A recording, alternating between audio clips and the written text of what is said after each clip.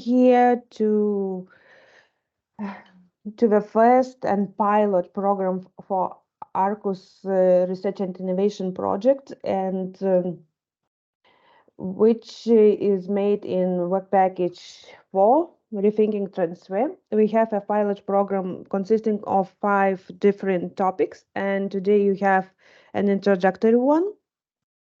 The trainings will be recorded and material will be used for further Arqus needs and dissemination purposes. So use the opportunity to learn from our speakers, because the topics are quite different and they are made it in different groups, and from theoretical ones to the practical ones. So it's also experience sharing, and if you have something to share, you can also participate. Some more technical issues after the presentation. At the end of the meeting, in the chat you will find a link to our mini questionnaire. We want to receive your feedback to improve the program and the training each of the topics and the training program itself. And if during registration you marked that you need a certificate, so all the certificates will be issued only at the end of the program, so it will be in June. In any case, if you need it earlier, so you can also write in the chat and we will try to make it for you earlier. So our first speaker is Dr. Holger Hoff from Graz University, and it will be really introductive and really interesting presentation, because right now in the research field, in the academic field, we are talking more and more about different interactions with our society, interaction between disciplines. So there are a lot of things to rethink and to think about. So Holger, the floor is yours. Oh, thank you, Vida. Hello, everyone. Indeed, this topic called rethinking transfer made me rethink, and what's typically transfer in universities may no longer be enough to meet the needs that society has towards universities, towards science in general terms. So I will try to give you some ideas as to how universities may have to transform to support the transformation of society. I was thinking that it might be more interesting if we had kind of dialogue. Don't worry, I have enough slides to fill the time myself, but I would say if I don't make it through all the slides, but you have interesting questions and comments, that's much more desirable than me running through all the slides and you not being able to voice your opinions and questions. So feel free to interrupt either by raising your hand or by simply stopping me if you have points that you would like to discuss in between. I would simply get started, and I hope you see my presentation. Let's see. Do you see it full presentation mode? It's perfect. Or? Presentation mode. Okay, that's great. So the title, Transformative Science and Challenge-Based Learning. So we want to bring together the research and the learning or education aspect towards societal transformation. And I will explain briefly along the way what transdisciplinarity means in my mind and also in more general terms. I don't need to go into details on our need for transformation. We all know about these great challenges that we have with climate, planetary boundaries. I can explain more, but it's basically also about global limitations that we run into. Digitalization brings its own problems. We have issues with human securities, maybe not so much in Europe, but certainly in the rest of the world, and growing inequalities anywhere. Sorry, I'm going backwards here. And there's a real urgency to move from knowledge to action. We need to rapidly transform many of the sectors, basically all sectors. Social tipping is, by the way, I can't see you now anymore, so you have to really speak up if you want to ask something. Social tipping might be a way forward to come to quick action and to quick transformation. Incremental change, as we used to do business as usual with only slide amendments, is no longer enough in response to the challenges we are faced with. We have lots of scientific evidence. I'm coming from climate science. We've had enough scientific evidence for action for decades, but there is this huge implementation gap. The ever-increasing number of publications, high-value research and solution-oriented even, does not make us act enough. So that's what I said in the beginning. Something has to change. Science and universities need to transform themselves to support societal transformation. But how is the question? Here from the German Advisory Council on Global Change, which is a very good source that I can recommend. And if you have questions, send me an email and I can point you towards the right publications. They say transformation is a knowledge-based societal search process, which requires from science a high level of social responsibility. So on the one hand, that says there is a society-wide process that has to involve every societal actor, including science and scientists. On the other hand, science also needs to orientate itself more towards these societal issues and make sure that it's becoming actionable, what science produces. I'm sorry, Holger, we see only the first slide. Are you moving them or not? Oh, well, maybe just checking. No, you're right. I did move. Are you seeing another slide now? Just the title. It's still the first slide? Yeah. Interesting. Because I was going through the second slide already. Yeah, now it is the second. Oh, now you're on the second. Okay. Well, I will not go through it again. I will go to the third. Do you see it full screen, the third slide? Actually, I also, you stopped sharing. No, I didn't. I did not. Okay, so maybe I will try to share because Teams sometimes don't like.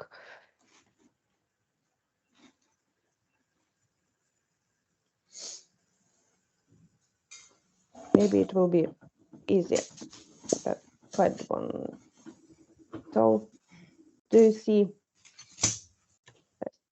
the third one? Okay. So, roles and responsibilities. Do you see it? I'm trying to share again. Oh.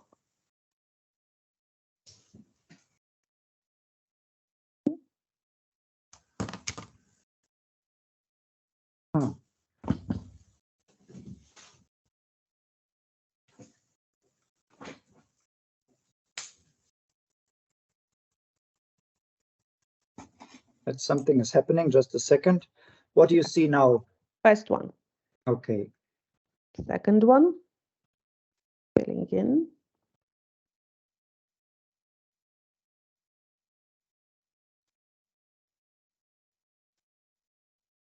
Little second, yeah. And here is the third. And you can see it now. Yes. So only the title, but yeah, no, I see it very small. I don't know why it's so small on my screen, but never mind. I know what I'm talking about. Science obviously has a responsibility to react to these challenges. Maybe society can even expect a return on investment for what it's paying to science. Let me see if I can blow it up a little bit at least. Would be nice. No, it's better for me. Yeah, good. What science needs to do, since we're dealing with complex problems, climate change is not a simple issue with a simple solution. Some call it also a wicked problem. Science needs to help with reducing the complexity somewhat so it becomes manageable and helping to navigate these challenges, I call it. Systemic understanding is what we call it from science, or systemic knowledge, to understand all these interactions, which also requires different disciplines to be involved to understand synergies, trade-offs, side effects of any intervention, of any solution. And also looking for new system properties that we urgently need to overcome those deadlocks that we are moving into. What it requires is science and society. I mean, science is part of society, but all societal actors to work together to co-produce solutions to enable this transformation. And that's where transdisciplinary collaborations come in, while interdisciplinarity is basically limited to the academic world, where you try to work with partners from other disciplines. And transdisciplinarity, you really bring in partners from outside of science, and with that also their knowledge, to have them at level playing field, working together and learning from each other. That way, science can eventually achieve societal impact, can produce societally relevant results. This is also called the third mission at some universities. First mission being research, second mission being teaching and education. And this third mission, which always has had a lower profile, is becoming more focused now simply because of these requirements and urgencies that I mentioned before. So actionable knowledge, relevant knowledge, going beyond curiosity-driven research. We still need to build on disciplinary science that provides us with the process knowledge in each particular discipline. Based on that, we need to move on to interdisciplinary science, which produces that system knowledge that I mentioned before. And transdisciplinary science can then really help us to move to actionable or transformation knowledge, which needs to be still scientifically sound, based on scientific excellence, but also societally robust. So it works under different conditions, under different contexts. It may need to be adapted to specific context, but eventually it should be transferable and scalable. So it solves problems not only at the location where it was born, but also at larger scale. There's actually no clear definition of transdisciplinarity. People do actually understand things, or slightly different things, under transdisciplinarity, but there is a kind of consensus emerging based on, for example, mission-driven research, which has a mission, has a problem or challenge it focuses on, and then also challenge-based learning, which is something we're practicing in Arqus, meaning that students are also addressing real-world problems and working ideally also together with practitioners, real-world actors. Of course, still in the framework of science and being still advised by their scientific teachers. Triple helix is another concept that transdisciplinarity somewhat builds on, where you bring science, private and public sector together. Some call it also mode 2 knowledge, which is also more solution-oriented and not just curiosity-driven. Participatory research is another term that points towards this need to work with stakeholders and actually from the beginning. Service learning, again, addressing students, trying to also incorporate community services or social needs in their learning experience.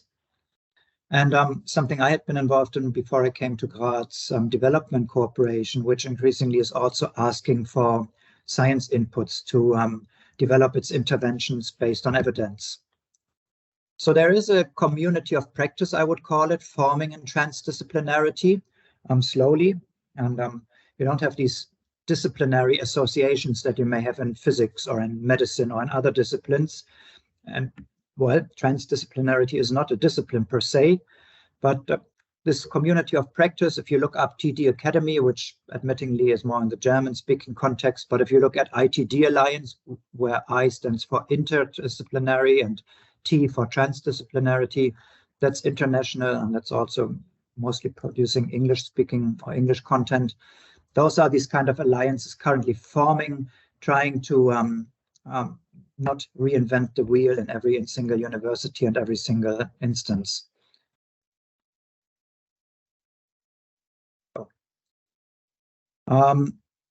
This is a kind of visualization that I made to show how science interacts with society. And when you think of typically science communication or outreach or transfer, it's really one way still. You generate some knowledge in science and then you try to push it towards society. That's not really the way transdisciplinarity or that way to interact with society in a bilateral way. Citizen science does it to some extent, but it's also, I would say, citizens and scientists are not at level playing field there. Open science or interdisciplinarity are really more, how to say, self-reflexive. They really are more internal to science and not so much outward oriented towards society. And then transdisciplinarity, or also co-production of knowledge, that's where you really try to have a equal level interaction with society. Yeah, and that entails mutual learning, which also means to acknowledge that other types of knowledge, that practical knowledge, experience that practitioners bring on board is equally valuable and equally necessary to solve real-world problems, which I may say is something that not all scientists are used to. There's still often this old modus operandi, we know and you better learn. How does transdisciplinarity in universities work? How can it work? I wouldn't say it is established everywhere. Maybe starting by students and junior scientists more often than not wanting societal impact. At least that's something I do observe, and you judge for yourself. If I had to make a more general observation, I would say the younger the scientists, the more motivated they are to not only do excellent science and stay in the scientific rat race, but also wanting to radiate their results or making them useful for society. Universities basically have to be change agents, or also educate students to become future change agents, decision makers that can make a difference, that can change and transform the world. Second, okay.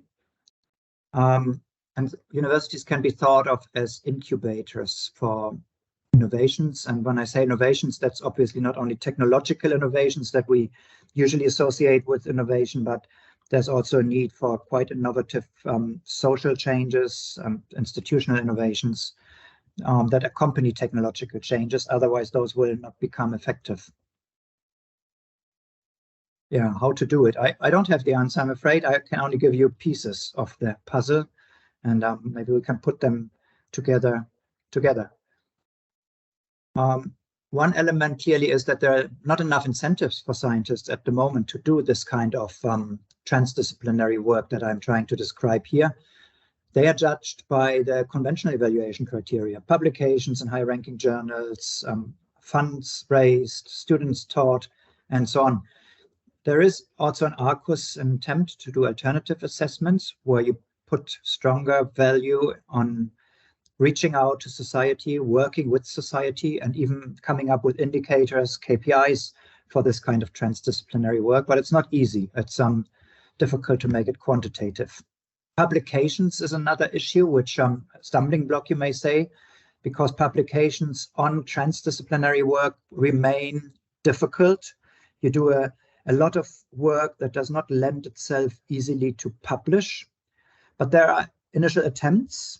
For example, pre-registration is something that some journals start encouraging, where you put online your, let's say, research design up front to explain what you're up to before you even do the work, before you have results, for others to be able to follow your process.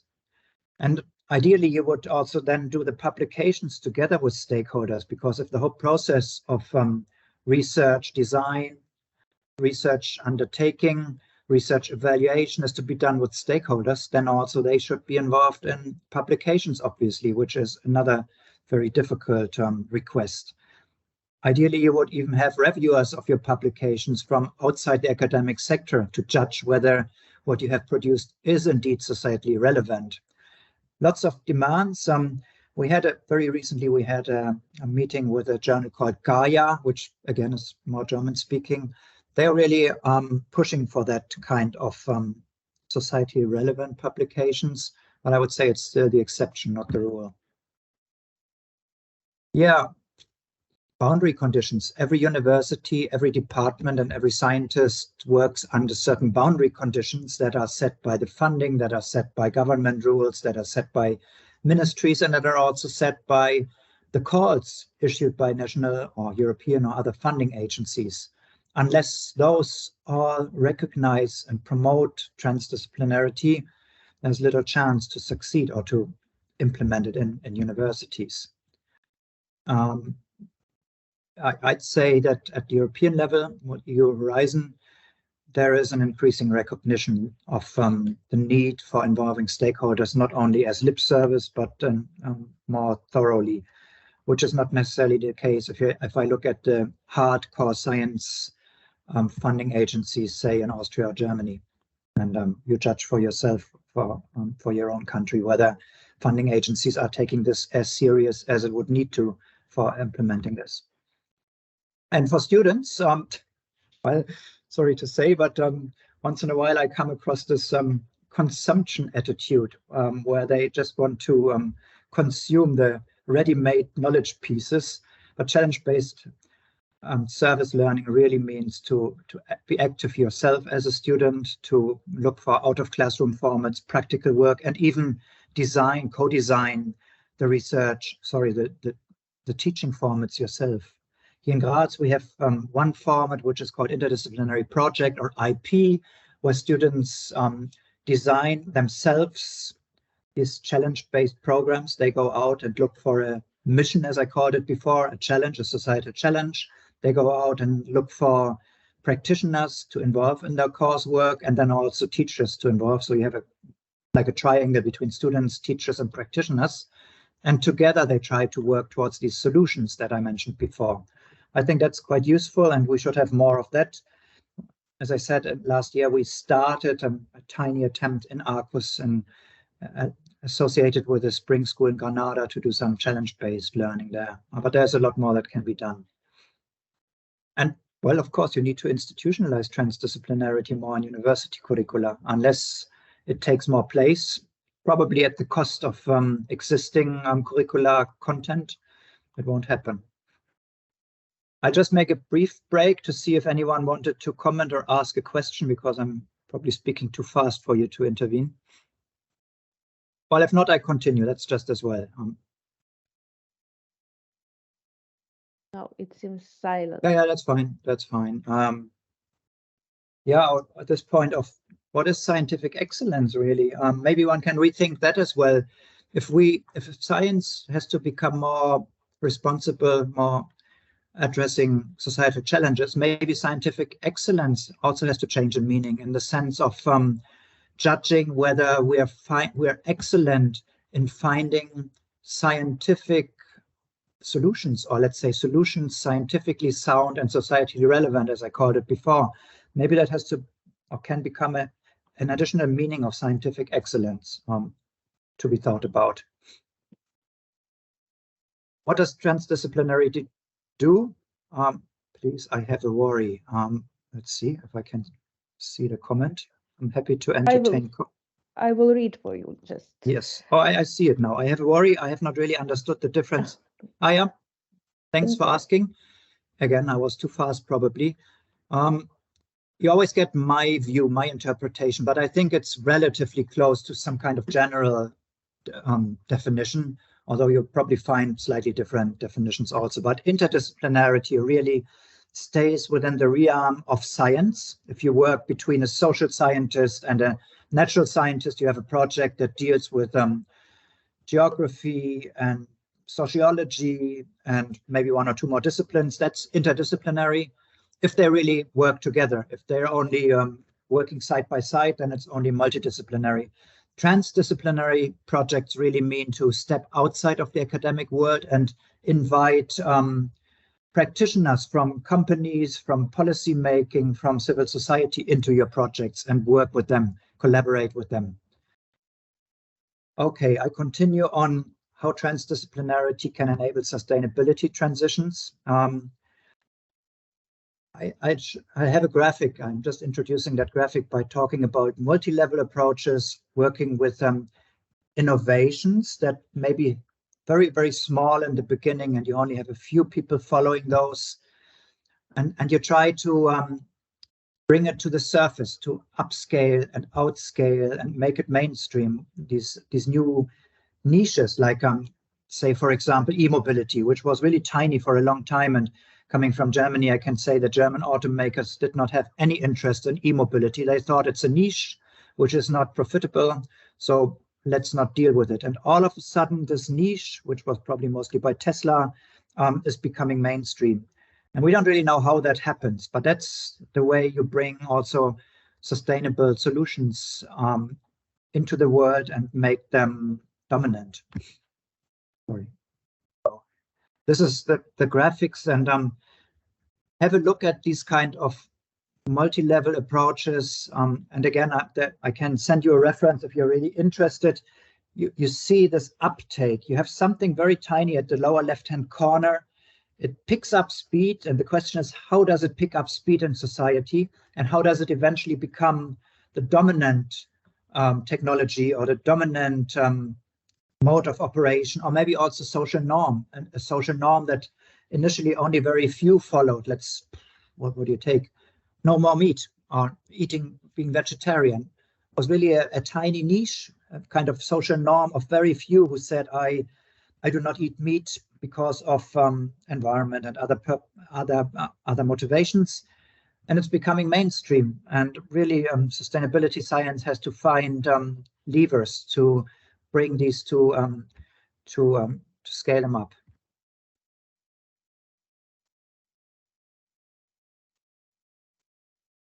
Repeating myself here. Yeah, it's of course important also to bring those societal actors in a transdisciplinary way to increase credibility of what solutions you develop, and their legitimacy, and eventually the ownership. I mean, those solutions presented by scientists, they do not generally convince big audiences. But if you co-produce with representatives of society, and ideally relatively large fractions of representative stakeholders, then the chances are better for uptake and for credibility, legitimacy, and ownership of these results. Of course, at the same time, you also need to educate them. The scientific knowledge remains very valuable. We had citizen assemblies recently in Austria called Klimarat, and while the purpose also was to make citizens act, it also needed to educate them on climate change impacts, and so on, for them to be able to understand and eventually act. At the same time, you want to make the knowledge of the practitioners count. It's equally important, as I said before. That requires to bridge very different perspectives. Not easy. You have to, leave your own comfort zone and be able to accept completely different framings, problem framings, types of knowledge. And this building trust, while it's small font, so to say, it's probably one of the main challenges. It's not done easily. It requires probably long-term collaborations, probably beyond the typical duration of scientific projects. If you really want to work in close cooperation with partners from private sector, from policy, wherever, you probably have to have an ongoing exchange for extended periods of time to build that trust, to eventually be able to really work together and produce solutions together. Yeah, and this is a maybe side aspect, but maybe not so irrelevant. Here in Austria, science skepticism is probably about the largest in all of Europe. And it's also, how to say, it's supported by some right-wing parties. They actively call for not trusting science, be it in climate, be it in Corona times. So that's a big issue. How can science be heard if half of the population says we rather believe in common sense and not in scientists? Maybe participatory formats can also help along that line. And in that sense, it should probably also be part of university education. Yeah, that's nothing new. A few principles on transdisciplinarity. Use windows of opportunity, leverage points, favorable actor constellations, and effective framing. So do not try to push new issues that you have come up with into society, into certain environments, but try to pick up what's going on at the moment. Like here in Graz, at the city level, we were sitting with the representatives of the city government yesterday. At the moment, they are trying to enact their climate action plan together with citizens and together with companies. So that's what's on their mind at the moment. That's a window of opportunity. That's where they need help. That's where science is welcome. But if you come with something else, whatever you find important at that very moment, it may not resonate and it may overload them. They have limited resources in terms of manpower. So try rather to use these windows of opportunities when they open and not necessarily follow your own agenda. Going to boundary objects, try to find something that resonates, something you have in common with these stakeholders. For example, this climate plan, for example, a new construction, whatever it may be, something around which you can work together. This kind of transdisciplinarity, well, I said before, participatory, self-reflexive. It also means to rethink what you're doing and be open for criticism and for changing your modus operandi and your own work. And it's probably iterative. It's not, anyone speaking? No, it's not as linear as scientific processes or projects normally would be. Conception phase, execution phase, results, that's it. We'll move on to the next project. But it's probably more iterative, never ending, you may say. Once you have come up with initial solutions, you have to co-evaluate them together with stakeholders, and you will probably have to readjust and sharpen and add because you haven't reached the perfect solution. So it's probably open-ended and you have to be quite adaptive and agile. Yep, that's fine. Let's see, where do we go? I don't know if you can see that graph. Basically, it's two cycles, one on the left-hand side, and I can hardly see it, it's so small. The left-hand one is related to practice, and the right-hand cycle is related to science. And without going into any details, these go hand in hand. So this iterative process, which is not linear, but is somewhat circular, is serving practical goals, left-hand side, where it says in red, solutions, and at the same time, the same process is bringing forward the science and ideally scientific breakthroughs.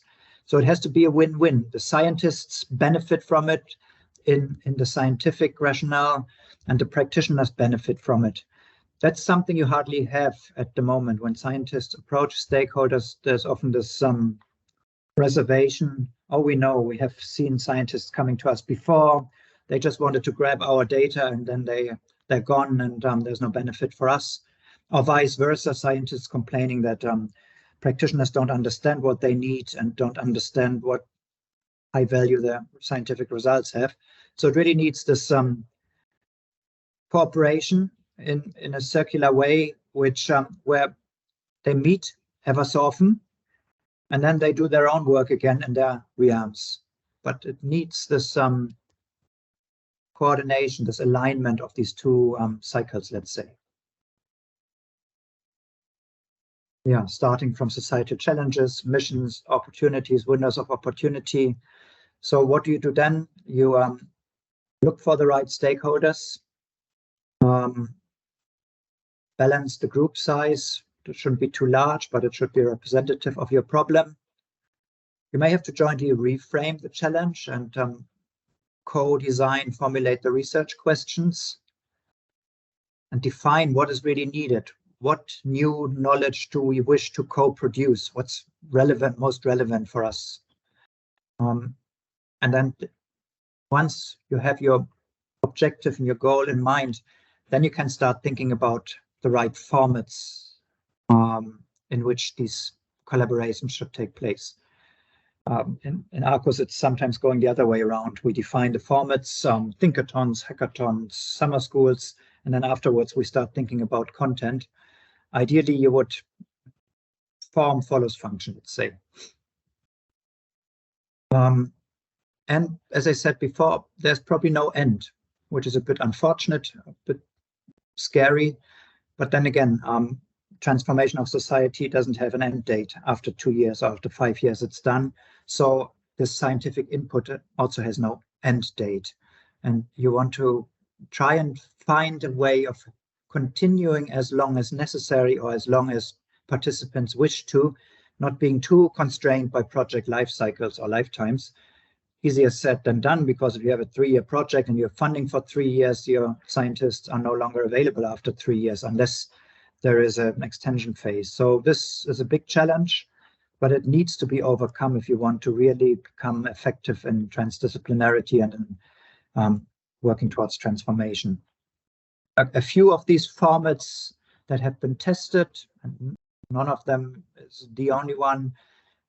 Living labs, which is also a specific work package in Arqus, work package 2 of the new phase, are sometimes also policy labs or innovation labs, are a format where scientists and stakeholders come together, can work together. It's a kind of a virtual or also real room for experimentation, testing, trying out, and innovations, and eventually co-production.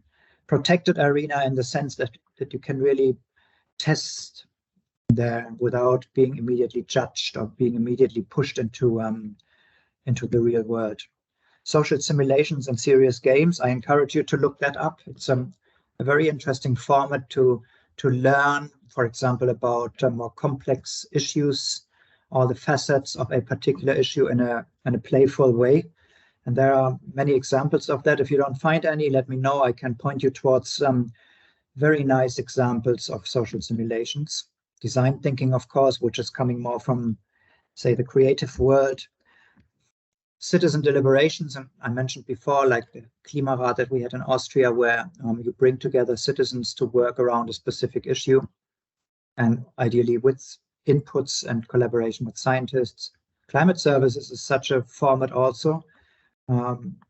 Germany has a climate service center in Hamburg, which is working very well, really trying to not only push scientific information about climate change towards society, which science has done for 30 years, but really now co-working with participants from society to become more relevant. Scenario planning is another one, Delphi exercises. And I also encourage these out-of-classroom formats, as I called it before. We've done a few of these here, where we go to a steel plant, where we go to a plant for computers, where we go to a waste incineration plant to better understand under which conditions they work. And if we just recommend from our ivory tower that a steel plant should become carbon neutral in the next 5 years, that's nice, and you can publish papers on it. But going to that steel plant and understanding what constraints they're working under, and including the international competition and so on, opens your mind as a scientist and makes you ready to work on real solutions rather than on academic papers only. Sorry, I'm not trying to be negative about papers. They are the hard currency of science. But as I said, I'm a bit frustrated with climate science not being efficient enough. So we need to find alternatives as well. Arts is quite interesting too. We're working here in Austria with a series of 4 or 5 different arts universities to open minds, to find new ways of communication, new ways of or new knowledge, generating new types of knowledge. Basically, when we want to be effective, we need to reach people's minds.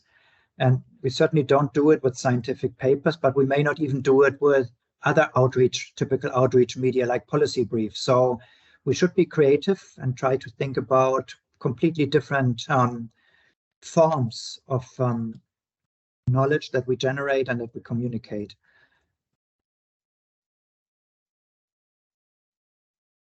Maybe that was it. Am I at the end of what I wanted to? I think that was the end. Good, fine. I made it through the presentation. So if you have questions or comments, very welcome. And then as open-ended as transdisciplinarity is, I would say this discussion is also somewhat open-ended.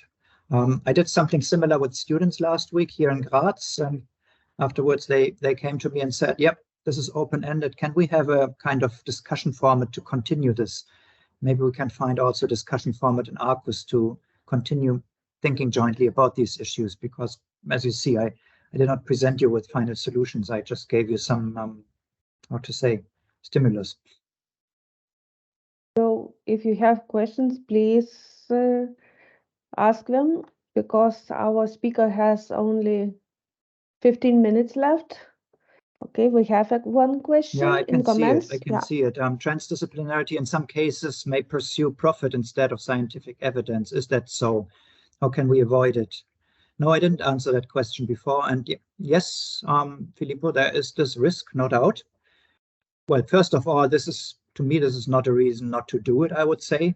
And then I'm always having in front of my mental eye like a spectrum of science, let's say, from basic science, which is purely curiosity driven, theoretical physics maybe at the one end of the spectrum, and then pure profit oriented consultancy at the other end of the spectrum. And of course, some scientific disciplines, say engineering disciplines, may be gravitating more towards the practical end and also do interact a lot with society. Let's say if you have engineering, of course, engineers, even throughout the education, would have practical challenges as subject. And of course, then there is risk to work towards commercial goals of a particular company, which is not always wrong. In climate science, of course, there's a big risk if you sell your soul to an oil company and produce reports that they like. That's probably not the way of collaboration that's really very helpful for climate. I'd say that's up to every one of us to judge where we cross a line when advocacy comes in. But I guess we can judge that. And if you have a transdisciplinary project where you have 10 or 20 stakeholders involved, then maybe one or two of them that you wish to exclude because they pursue a very strict commercial agenda. But again, I do believe we're more at a risk of being too theoretical and not addressing real world problems, rather than at the risk of selling our souls, so to say. At least if I'm talking about climate science, environmental science, sustainability science.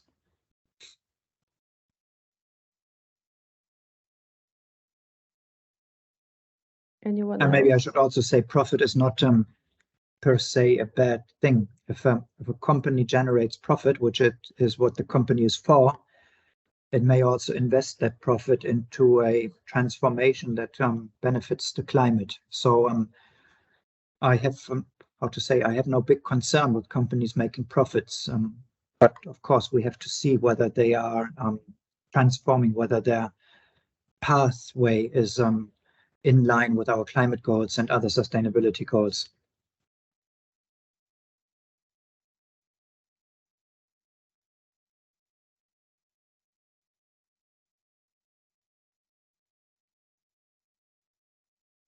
Any other questions, issues? Because as you can see, the topic is really complicated and you really need to think a lot of different things, different skills are needed. So it's more and more difficult to do something alone. By the way, I did have a slide on skills. Seems I'm not at the end of my presentation, but I will not try to continue. I think that was enough stuff. Maybe we can make the present. Simply, I couldn't click any further, but that's fine. Don't worry. Maybe we can make the presentation available. So if anyone wants to read and then also see the final slides that I didn't show yet, that would be possibly also helpful.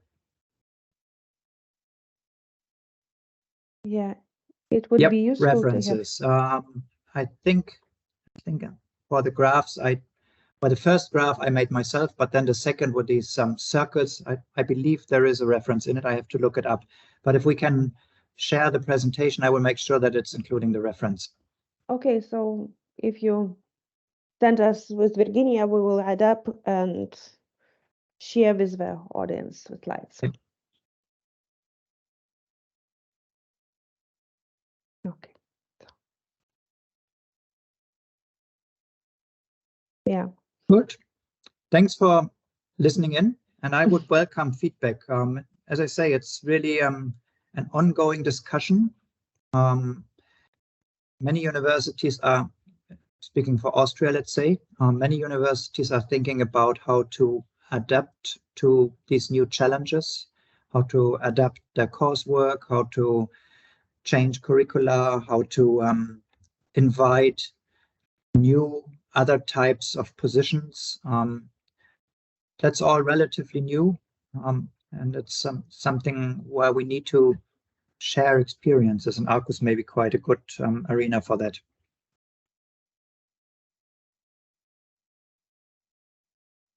So if there are no further questions, so thank you, Holger, very much. It was really interesting and concentrated talk. Yeah. Well, on the way with our program, we lost 1 hour speaker because he couldn't make it. So we would be grateful if you could fill in our questionnaire, which was a link put it in the chat. And if you have any further questions for Holger, you can also put it in our forms in the need for training or so. We will share your contacts if you want, if you leave it. So if you might come back also to, well, there is also an email, so you also can ask directly. So use this opportunity to make links and social simulations. Example. Yeah. Social simulations is a bit like, well, you can do it in different ways. You can do it real, live, by meeting in a room, or you can do it in a virtual form. It's almost like a video game or a game where you try beforehand to form from the issues that dominate your challenge questions or elements of your game. And through playing, through interacting with others, you better understand the system. So I will provide you an example from, there's a company called CRS, but I will put it into my slides. They are doing it quite routinely. So you have like a 2-hour video game together. You can do it remotely, so you have 10 or 20 or how many participants you wish. Each of them commits to a particular group. Some of them may represent policy making, some of them may represent private sector, some of them may represent civil society. And then you focus on a particular issue, like that, something that's ongoing, like we have, for example, transformations of certain industry areas that are no longer working the way they used to, how to transform such an area, or it can be many other challenges. And you try to, through playing, through interacting, you try to better understand the position of others. You try to better understand how a certain decision, a certain intervention reverberates through the system and is seen differently by different stakeholders.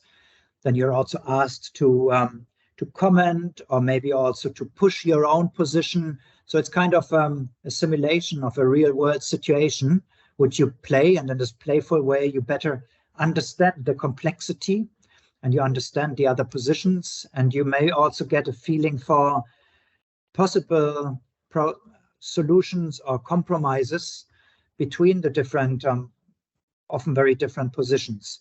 Again, I will give you an example. I will provide you with a link to some of these examples. They have also visualized it very well, so you can nicely follow it. It's quite some effort to set up such a game, especially if you wish it to be, say, realistic and really meaningful. But I guess it's worth it.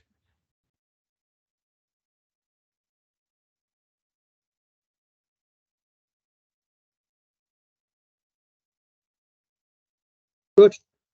Thanks again to all of you. And yeah, I wish we can continue this discussion in some way and share experiences and thoughts.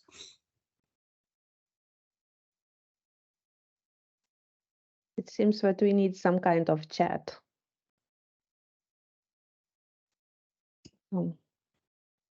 So if there are no more questions, so thanks, Holger, once again.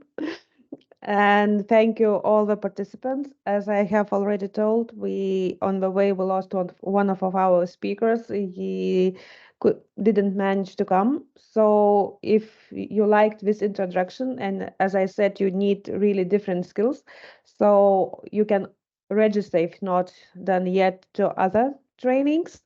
Next week we will have on science communication, so it will be theoretical one and a practical one from experiences, on social innovation, then on transferable skills, and on transfer in sustainability or circular economy. And Holger mentioned triple helix. I think you also had quadruple helix. So in one examples we will have quintuple helix. So it's emerging and evolving all the area. So thank you very much. And for today, that's it. We will really